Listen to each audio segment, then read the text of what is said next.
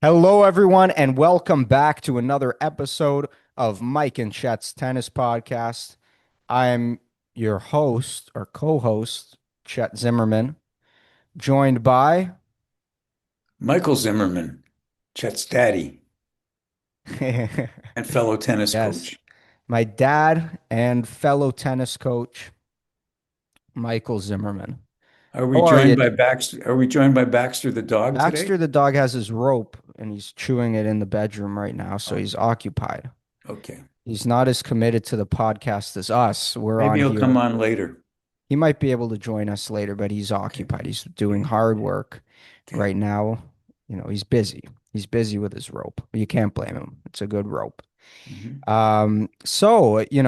We're ramping up for Indian Wells. It's coming up. We got the qualifiers underway.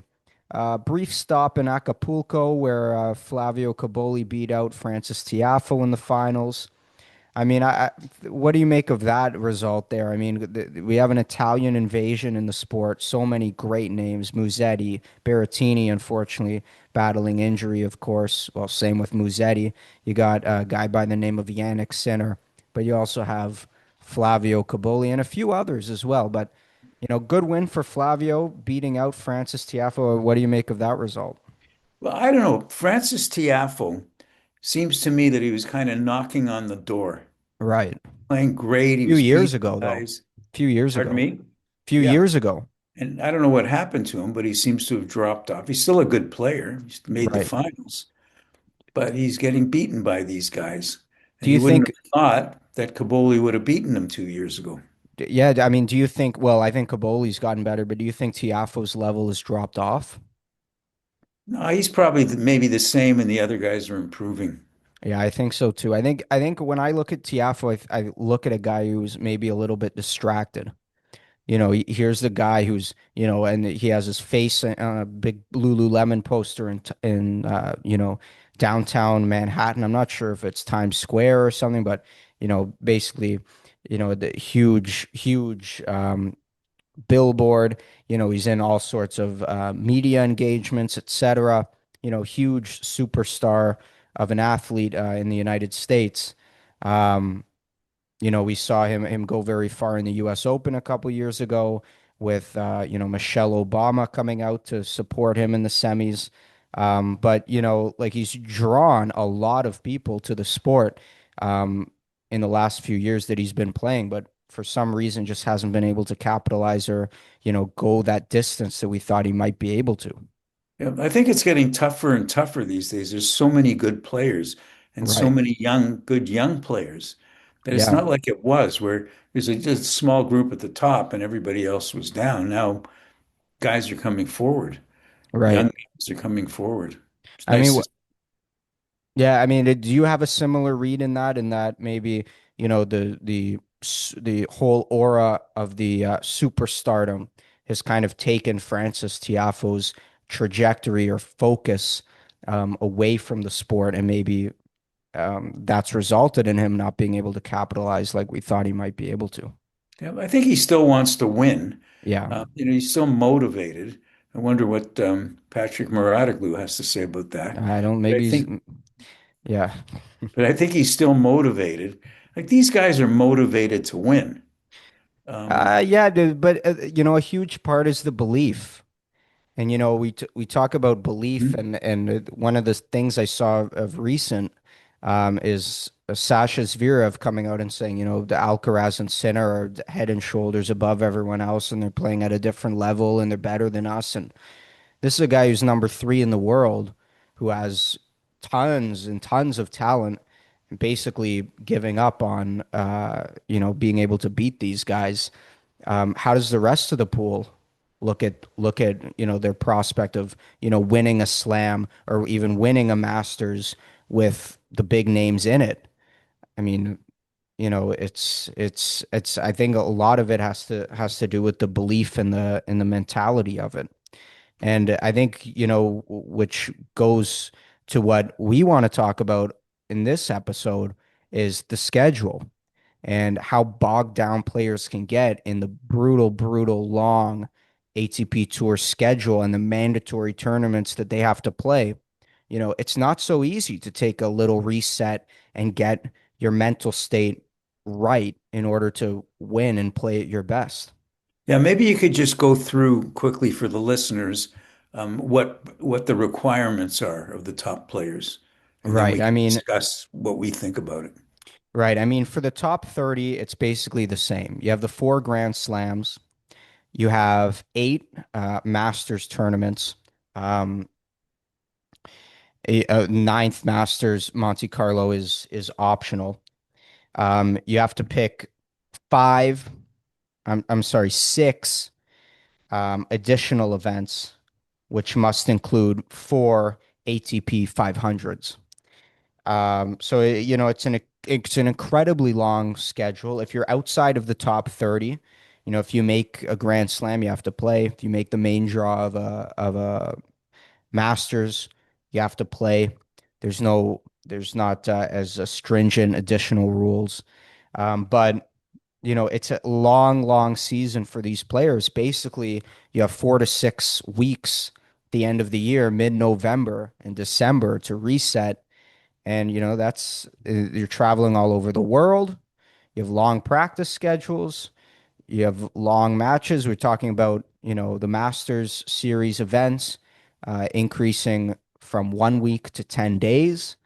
It's a long, long schedule. So, you know, it's a tough time to be a top tennis player. I can't think of another sport that has a grueling schedule like that. Sure, baseball has a lot of games, but that's a team sport, and Right. and during a game, you're sitting out for half the game, at Yeah. least half the game. So it's not the same. Football, um, NFL football, you've got a total of, if you make the playoffs right to the end, you have a total of 20 games, one per week, with some weeks off too. Yeah. So now sure it's a grueling sport, but it's not like tennis, which is very grueling, and you're always playing. And the good players, the top players, they're in it for the whole tournament. The other Yeah, for guys, sure. you lose in a round or two, then you've got a week off, right? Right. I mean, and we're seeing a lot of guys injured. We're seeing a lot of guys having to take time off.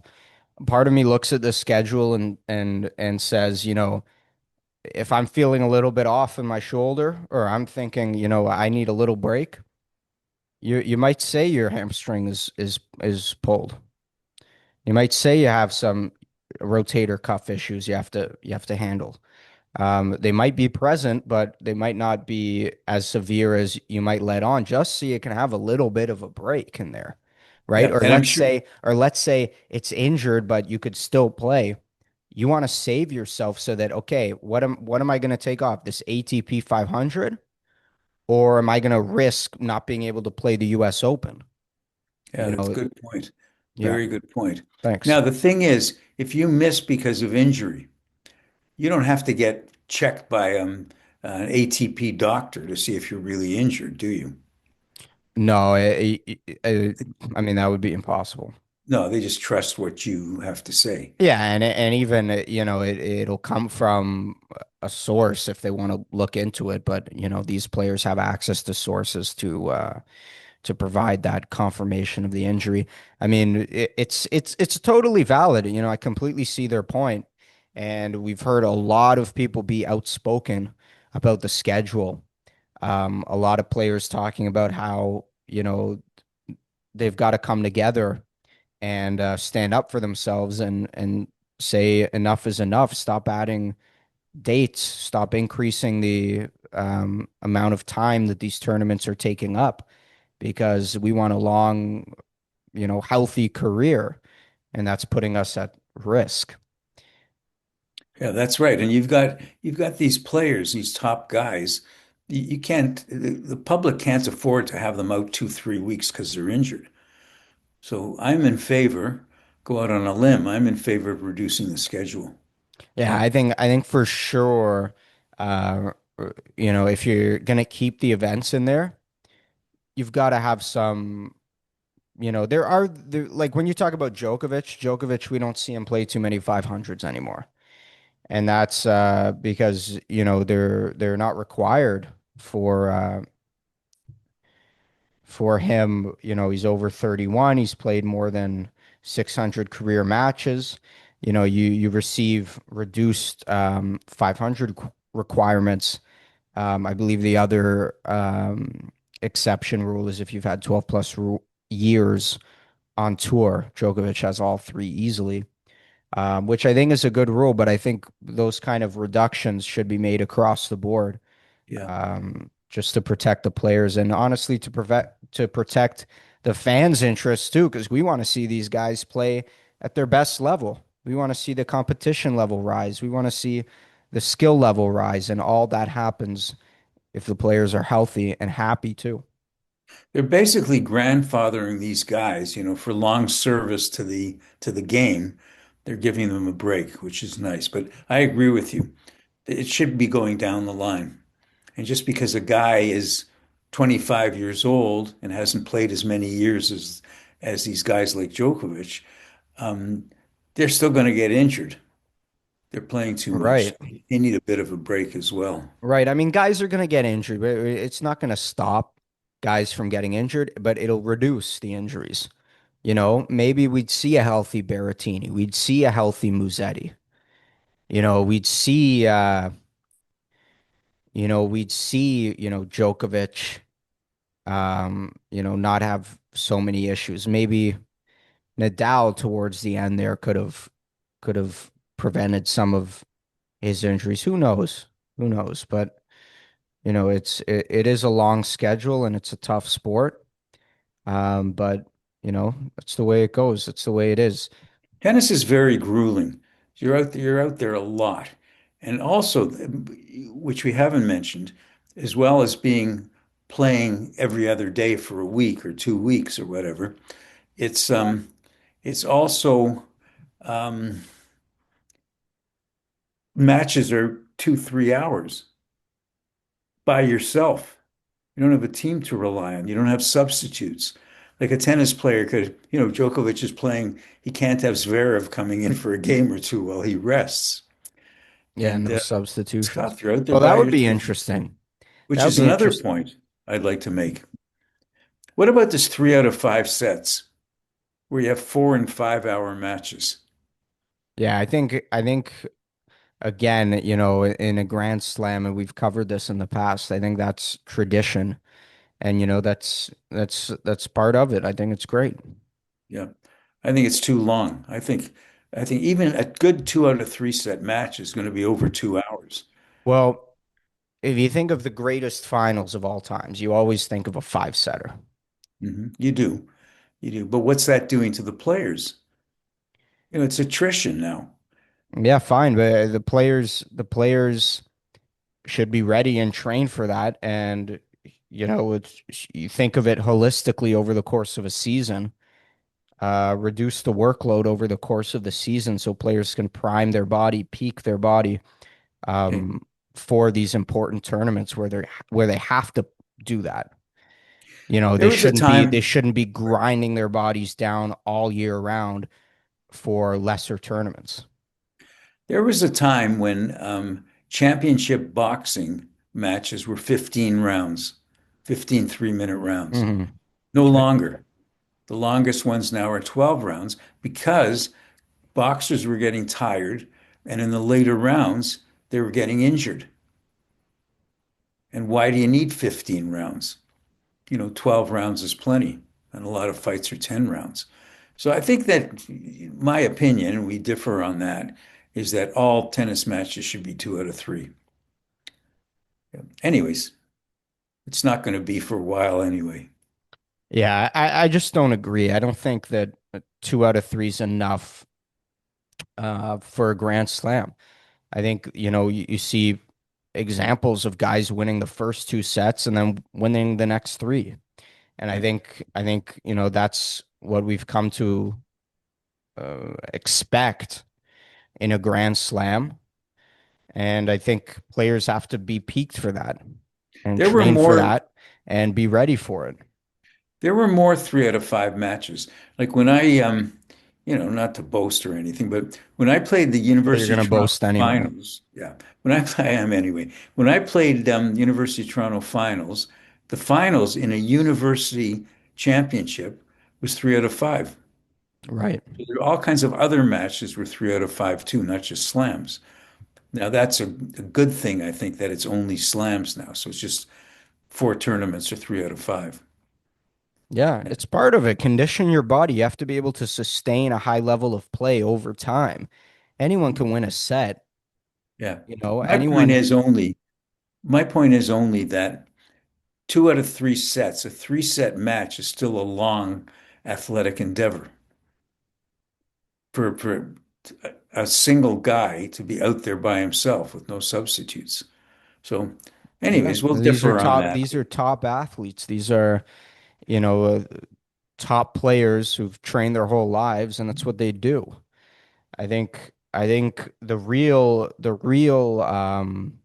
angle to this is how do we reduce the workload on the body throughout the season so the players are ready and able to make it through these long, grueling matches without injury um, at the Grand Slam level, because that's I what agree people with tune that in to part. see.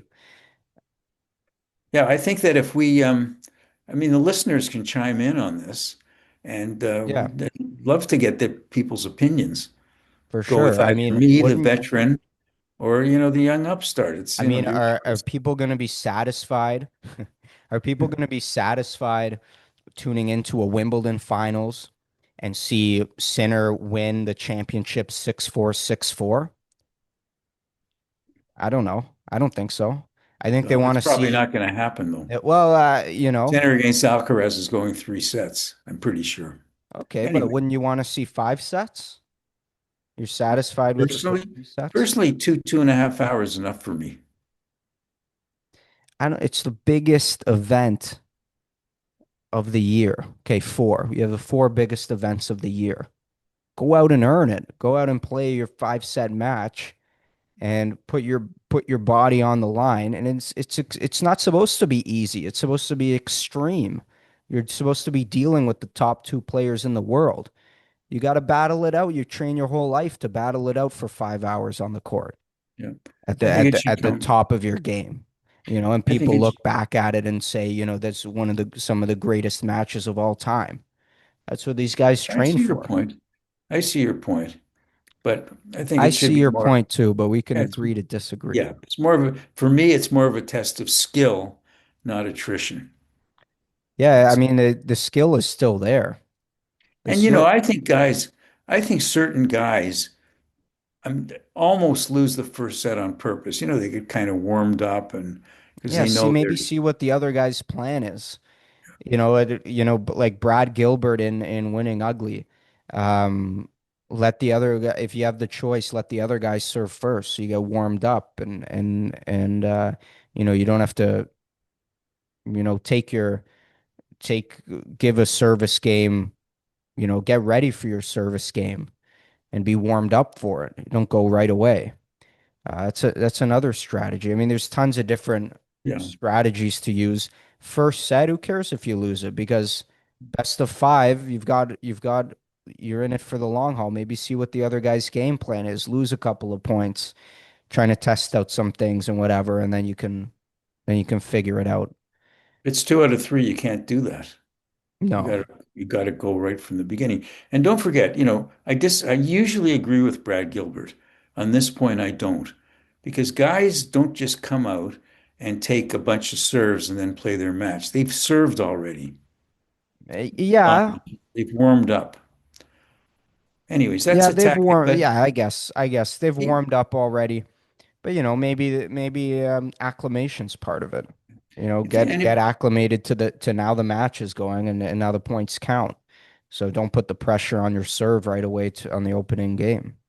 yeah, if he was right, more guys would do that.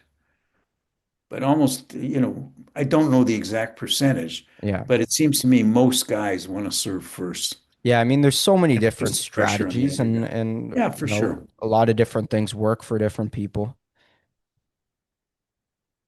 Yeah. Anyways, we both agree that the season is too long.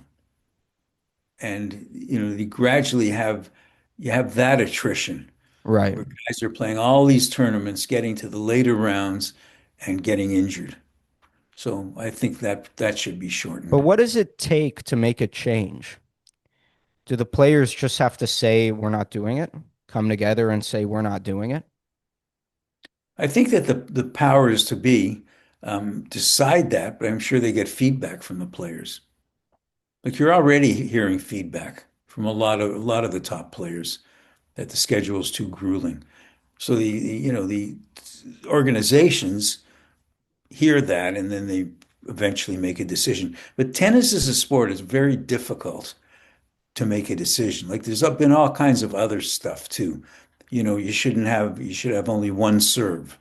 That would make the serve such not such an important aspect. But then again, that's tennis. Is the serve is a huge part of it. Um, there was another thing to shorten the service box. So you'd have to just, the serve had doesn't have such a big impact.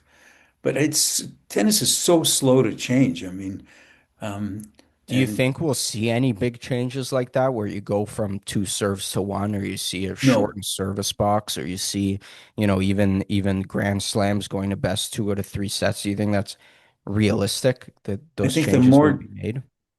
the bigger chances for Grand Slams going to 2 out of 3. The other stuff, I don't think you're going to see. One serve, you're not going to see. Changes the nature of And the game. people want to see a guy, you know, smash a serve with all his might and Love that. go for it. That's part of the game too. The aces, Yeah, you go by the applause. What's applauded mostly? Guy coming aces, to the net and putting the ball away. aces. Yeah, and aces, right? They love that. Aces, The crowds love. winners. Yeah, coming to the net, putting the ball away. I love to see these long rallies. Like Nadal and Djokovic used to have. Federer used to have. Connors Borg. I used to love to see those long points strategically worked out. Anyways, a lot of interesting Mm-hmm. things that I'm sure. Less winners back in those days. Yeah, that's for sure. Well, the equipment had a lot to do with it too. Well, you saw winners, but winners would be in the form of volleys more. Yeah, well, in the 50s and 60s, a lot of the good players would come to the net. Right. Now the problem is with the rackets, it's too easy to pass a guy. Who was the best serve and volleyer of all time? Stefan Edberg was one of them. John Newcomb was another guy. Um, there were a whole bunch of them. And is it Pat Rafter? Pat Rafter, yep, won Wimbledon. Yeah. Yeah, there were a few of well, there were more of those guys in the 50s and 60s because you could hit, nice deep approach shot. Guy on the other end had a heavy wood racket. It's not so easy to pass a guy. Right, He just whipped the ball by the guy at the net. So, right. Okay, I'm gonna use a word that might not hit your ears very well. You might not receive it too kindly, but in pickleball, oh God. they have they That's a have great sport, pickleball. Yeah. regulated paddles now because in pickleball, trying to get the best possible bounce off the paddle, the most power, etc. You want to make it as close to being illegal as possible. So, on every paddle now they have USA Pickleball approved on it. Um, but they're making paddles like I know the Selkirk Boomstick, which you'll see a lot around a pickleball club is, goes for whatever, 450, close to $500. That thing is so powerful, but it's still legal, but it's just at that limit. They've banned many paddles that were once legal because they're just too powerful. Do you think tennis will get to that point where they'll come up with a frame that's just a much too powerful frame and they'll just say, "Hey, this isn't allowed"? Well, they had that. The Wilson profile. Really? Wilson profile was a thicker frame, much thicker than a regular frame. And that profile had so much power that I don't know exactly, but I believe that they had to ban that eventually. Another thing they banned was that spaghetti strings. Well, Do yeah, you I know the remember that? spaghetti strings. Yes. Yeah, so they had it was two kinds of strings, and you never knew which way the ball was going to bounce off. It was very confusing to the opponent. I'll give you another example. Um, Table tennis, international table tennis, highly competitive table tennis.